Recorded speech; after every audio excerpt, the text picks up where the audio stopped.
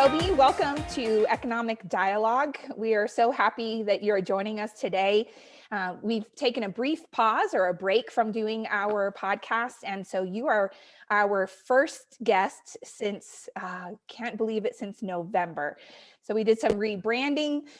We've kind of started a different shift in our focus of topics and who we're talking to, and kind of how that affects our business community and our residents within Kerr County. So I'm really excited to have you here with us. You are the Marketing and Communications Manager for Schreiner University, and I would just like to give you the opportunity to kind of tell us what that is and how you got to be in that role with Schreiner. Well, thank you, Teresa, and I'm happy to be with you this morning, even if it's virtual. And I have 3 computer monitors, so don't mind if my eyes are drifting all over the place.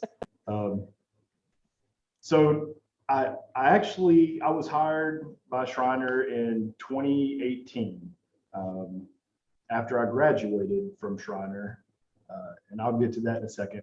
But so originally I was hired as the university relations specialist, which is basically the public relations. That kind of went back. I had some experience in advertising and public affairs through the Army. So it was just kind of a role that I was good at, and building relationships and writing press releases. None of that was new to me. So that's kind of how that happened. And then it was a year later, 2019, August, I was promoted to the Marketing and Communications Manager. So I took over the department. The university actually uses a external marketing agency to handle all of our national and admissions related marketing. So that's why it's not a director, but whatever. So I work closely with them, and basically any communication, internal or external from the university, goes through me. I'm responsible for the branding, the logo, and then the communication piece. I have a photographer and videographer that works in the department, a graphic design artist, and then we staff the rest of the department using work studies from the campus. So we actually have student workers that are graphic design majors or marketing majors that will work with us during the year. So it's a good system. It works. It's great working with the students. So I like the way that that's set up. Now for the fun and interesting and humorous part of how I got here. So I grew up in Granbury, Texas, which is up north, just south of Fort Worth. Right out of high school, I joined the Army. I worked in the medical field, in surgery. I was a surgical technologist. Did that for about 10 years. I was head of heart team, head of neuro team, head of ortho team, led the trauma team at Triple Army Medical Center in Hawaii. So it was a fun road, and never thought I would have taken that path right out of high school. Well, at the 11th year, I was pulled over into Army recruiting, and Kerrville was actually my first duty assignment as an Army recruiter. So this would have been 2001-ish. First introduction to Kerrville, Texas. I'd been as far south as San Antonio and Fredericksburg, and never even knew where Kerrville was at. So we got here, liked it. It was a small town like Granbury, where I grew up. So it was a fit. I liked raising my kids here, liked having them going to school here. It was just right. From Texas, so it worked culturally. Did great. Put Kerrville Recruiting Station on the top of the brigade numerous times while I was here. And then I was assigned to Los Angeles Recruiting Battalion, which was a cultural shell shock to small town Texas boy. Yeah. It was painful. Spent the last 6 years of my career in Los Angeles. Took over 2 large recruiting stations out there, brought both of them back to life, and then was promoted to the senior master trainer at Brigade, and retired in 2013. So when it was time to retire, we talked about where do we want to retire to. I didn't want to go to the Metroplex where the rest of my family was at. I was tired of the big city, tired of 8-lane freeways. And believe it or not, Kerrville kept coming to the top of the list of where we wanted to go back to. And I blame Mark Zuckerberg for that, because it was the time that Facebook was coming on board, and we actually stayed in contact with friends, where normally when we would move in the Army, you just kind of lose contact with people. Yeah. So Kerrville it was. We came back. 2013, I was retired, watching Price is Right every morning, and life was good. My daughter was getting out of the Army at that same time, coincidentally, had nothing to do with my retirement. She was having our second grandchild and didn't think the Army life was conducive for raising a family, and decided she wanted out. But she called to ask my blessing.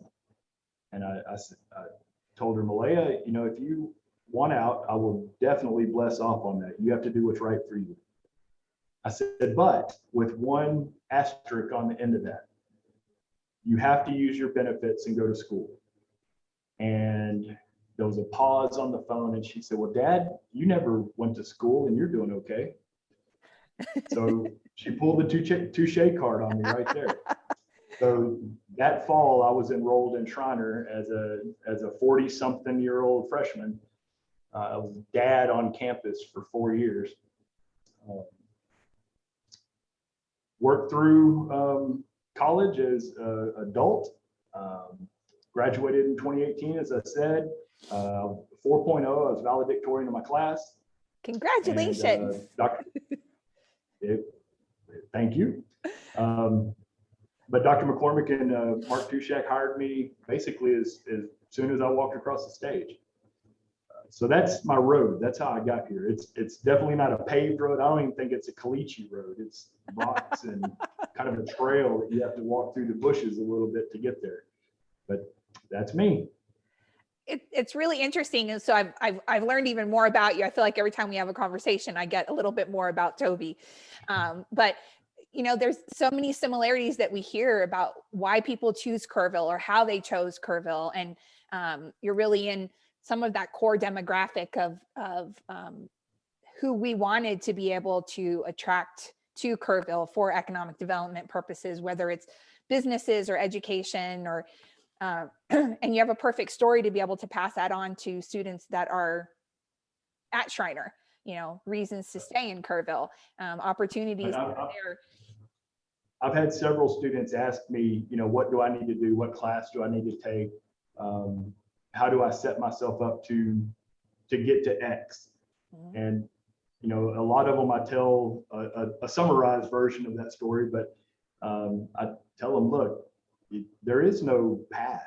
Those paths, those 2-lane roads with hard top and yellow lines are gone. You basically set your own track, and it's you find what you're good at, and you find what it is to make yourself competitive for those positions or whatever employment it is that you're looking for. There's a podcast that I really like, and it's called The Second Act. And it's all about how people have started a career and then they've just done this like complete shift or a pivot and started engaging in something else. And majority of the time it is about passion, right? You're on a path. This is what you've been doing as a career. And then all of a sudden you realize, this isn't where my passion lies. And so I think that's phenomenal advice to be able to give people that, it's not a standard path for everybody. And you really do need to figure that out. What is your passion and what do you need to pursue and how to get there? One thing that we have to keep in mind, being an organization of higher education, the days of us graduating and having one career for our life, those days are gone. And it's not unheard of now for people to have 3, 4, 5, 6 different careers in their lifetime. And the part that'll make your mind melt is there's students in class right now outside this window that they're preparing for a job that doesn't even exist right now. The technology is not even invented yet, and they're training for that job. So they have to be nimble, flexible. They have to be intuitive and entrepreneurish, and get broad skills, and then be able to hone those broad skills into a specific target when that target's available. So it's not like back in the day where I'm going to be a lawyer, I'm going to be a doctor. You just don't know that. Yeah, it's a mess.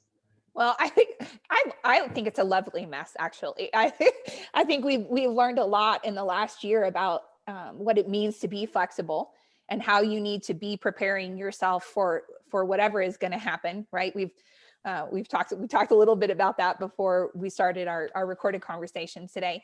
But I also love your story in the fact that, it's never too late to go back and to seek an education and to say, I want to learn something new, or I want to go into something different.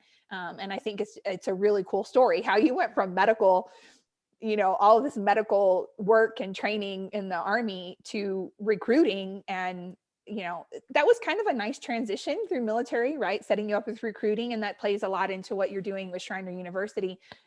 But I think it's just incredible to help people understand that it doesn't matter what age you are. Some of the best people with the best brains and the most entrepreneurial spirits understand that you're always learning, and that's a constant state to be in.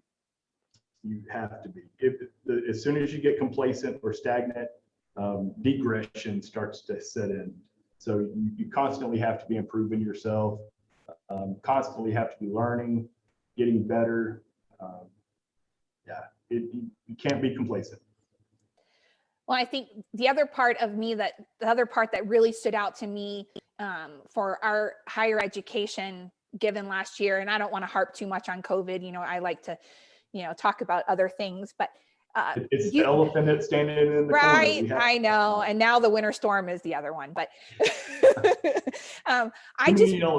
right. I really appreciated how Schreiner University transitioned in from, we talked about that first meeting you guys had when we realized COVID was not going to go away. It wasn't something that was just a typical flu or typical virus.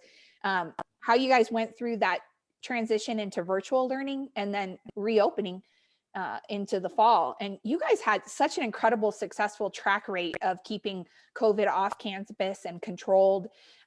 So obviously we don't want to spend too much time on it, but I think it's really important to help people understand that you guys really did some phenomenal work in being able to provide a safe environment for your campus students. Well, thank you.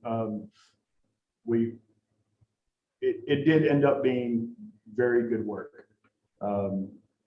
March 17th of 2020 was our first emergency response team meeting in reference to the COVID. None of us, frankly and candidly, none of us knew what to expect or what to do, just like everybody else. We were listening to everything coming down from CDC, coming down from the WHO, federal recommendations. And frankly, I was at a table with some incredibly smart human beings. So our emergency response team, we put it together. It was a direct result of the COVID epidemic or pandemic. And at that time, we chose a member of the ERT from every department on campus. And I think that was important because as we would peel back a layer of that onion, there were 5 other layers underneath it. Every decision that we were making was impacting 15 things downriver. So having someone present to represent every department brought that to light so that we could see the 6 degree of separation of this decision today. How does it affect facilities? How does it affect academics, food service? It was crazy how each one of those things we touched impacted so many things around it. So locally, we have unbelievably great people at Peterson Health. They were, to me, they were the rock stars in all of this. We leaned heavily on them for advice, for help. Kerr County, Kerrville, the city leadership and county leadership. There was a pretty cohesive team between Schreiner and those other entities. As you remember, Dr. McCormick was part of call them the Big Four, that would do the weekly updates from City Hall. And then as it got to be more city specific, Dr. McCormick kind of pulled back from that a little bit because our stuff was campus specific and theirs was more community. But anyway, so the response team, we met every day because everything was changing. Everything was so fluid a year ago. We'd make a decision on Friday and by Monday scrap the whole thing and start over. Things were changing so fast. And like I said, none of us really knew what the right answer were. If you remember, Teresa, Schreiner was really on the forefront of, the mask wearing and the checking people at the gate. Yes. We were doing that before it was the cool thing to do, and took a little bit of flack for it. But Dr. McCormick said that first day, and I'll never forget it, we will have our students back in the fall. That meeting on the 17th was the Friday before spring break. All of our students were gone, and we all kind of knew that they weren't coming back for the spring. We kind of knew that was there, even though nobody actually said it out loud. Yeah. So then it was being a residential campus, primarily face-to-face, we had to figure out how to continue on that learning virtually.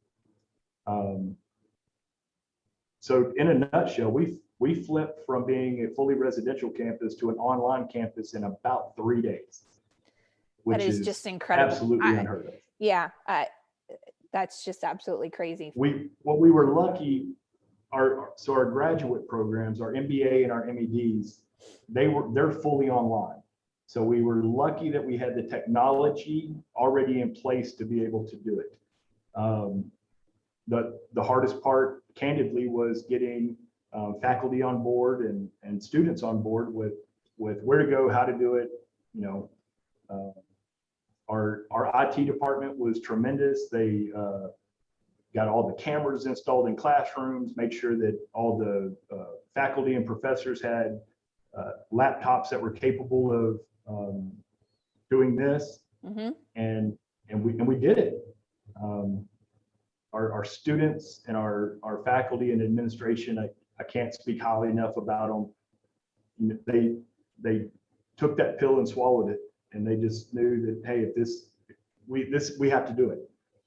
And everybody hunkered down and did it. But for a camp, even small, for a campus our size to go residential to online that quickly, I don't want to do it again. I'll tell you that. Well, I don't think you have to do it again, right? You've already rewritten that, and it's something that's already in place. So I don't think even if no one wants to do it again, but I think that's it's important to understand that now that quote unquote infrastructure is really already in place. And, I think the other thing that is so cool to me when I look at Schreiner University and the way that you adjusted and the accommodations that you made going into fall to make sure that your students were able to come back to campus, you really have your own community. So Schreiner University is the way I look at it is its own community. You have all of the infrastructure and everything that you have to look at as far as dealing with a city, right? And I think it's so cool brought in all of those departments. And so, because sometimes when we put something down on paper or we put out an idea, we don't see the unintended consequences of that. And so I think that the planning that you guys did, you bring all those people in to really talk through that, was really what led to the success in bringing those kids back and giving them the opportunity to be on campus, and for it to be safe. And you even gave them the Trailhead Beer Garden, right? Like that was in the middle of construction and all of those great things when we started when we started with COVID back in March. And I remember when it started coming up online and kids were able, the students were able to get to the Trailhead Beer Garden. I just was like, who wouldn't want to be on that campus? And that's why I work here, because it's so that you said the Trailhead Beer Garden. I had to go back in my mind. I was reliving a moment there while you were talking about that. So I told you we met on March 17th to talk about COVID. We had met on March 15th, the Wednesday before that, and that meeting was to set up the Trailhead Beer Garden grand opening party, to set up the band and how the party was going to happen, and ribbon cutting for the river trail that was going to grand open that same time. Huge party planning was going on just 2 days before a total shutdown and slam on the brakes. So the Trailhead Beer Garden, we were excited about it, still excited about it. That was driven by an intent to serve our community. If you've heard me talk about Schreiner and the Memorial Boulevard gate, I never referred to it as a gate. I always refer to it as an entrance. Schreiner being in a community like Kerrville, I want the community members to appreciate the gem that's here for them. Culturally, entertainment, all of it. It's such a gem for them to take part in. And that was one of the reasons I liked being the university relations specialist so much, because that was my job, was to get that word out and to share that with the community. So the Trailhead Beer Garden was part of that. That was part of that community gateway. And it was converting existing Schreiner resources into new energies and opening doors and creating opportunities for students to work real time in a field, to get hands-on training, on the job training, out of a book, out of a classroom, to even further that knowledge base for them. So the goal of it was a really cool thing. Now I looked at it from more of a selfish standpoint. It's a beer garden on my campus. So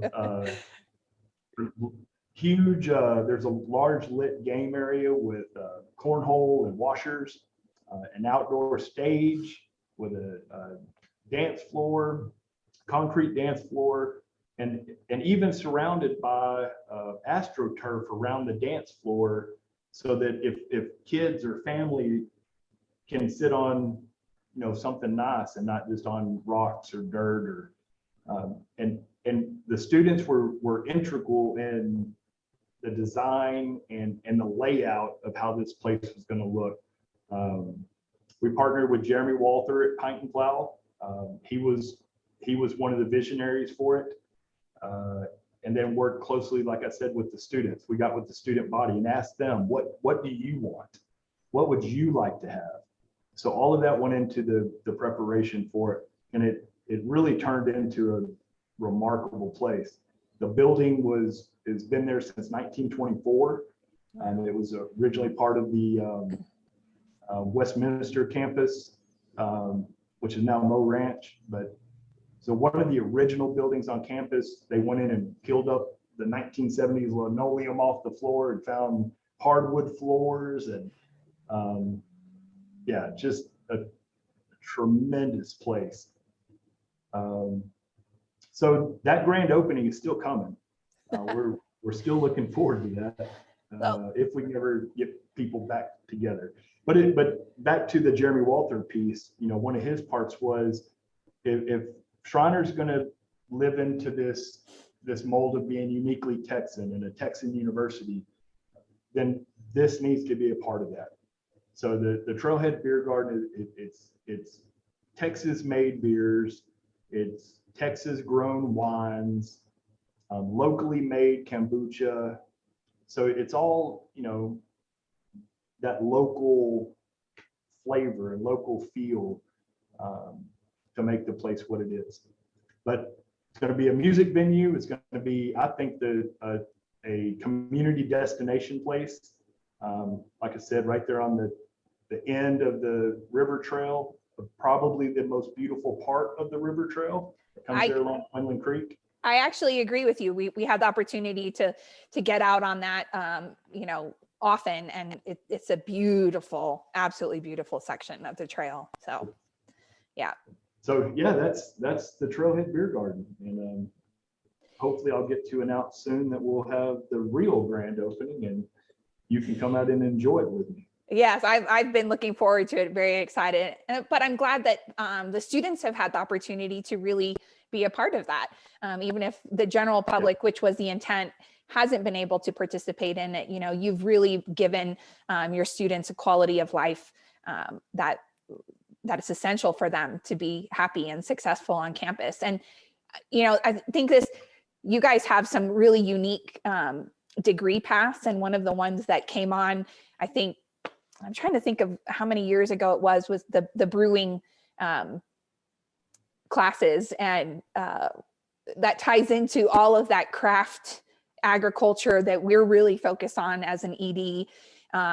But I just think it's really cool that now they have this applicable, where you have all this knowledge and now you really get to apply it. And for me in particular, applicable knowledge is essential to really finding that path and being successful in what you choose. So I just think it's so cool that you guys started with craft brewing, and now you actually have that on campus as an actual business.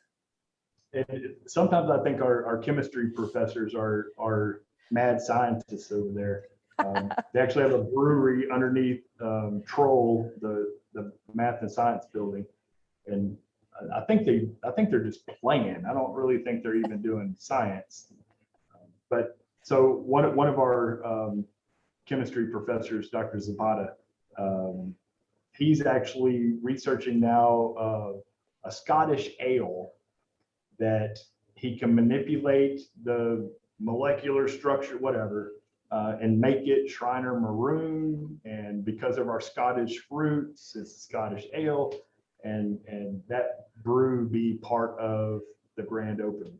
Love that. And on another note, talking about the students taking part in it, even the coffee that they serve over at the Trailhead Beer Garden, our students handpicked which coffee blends we were going to use. They did taste tests for like a week long, and came up with the Trailhead coffee. So every part of it has a student's fingerprint on it, every single part of it, and it's a cool place. There's nothing like having that ownership of something as well. I think that really creates a level of inspiration in not only keeping the students engaged, but also giving them opportunities to see what it would look like to be out in the world actually applying their knowledge again. So I didn't have the opportunity to go to Schreiner University or actually to any other college like that. So it's just a really cool environment. I really applaud everything that you guys have done. I wish it was here when I went to school here. Right? And all the other past alumni are pretty darn jealous of what you guys have.